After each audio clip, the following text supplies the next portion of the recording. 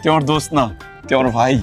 তুই যে কি করছিস তুই নিজে জানিস না। তাই চল আয়।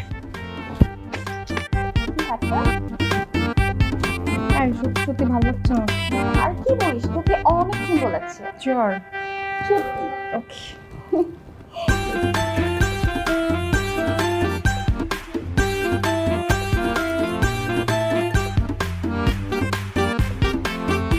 তুমি এটা কি করছো? তোমাকে একটা থাপ্পড় মেরে সব কটা দাঁত ফেলে দেওয়া উচিত।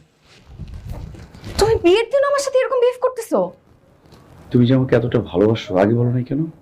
রাসেল এসে আমাকে সব বলে দিচ্ছে। ও তুমি সব জেনে গেছো?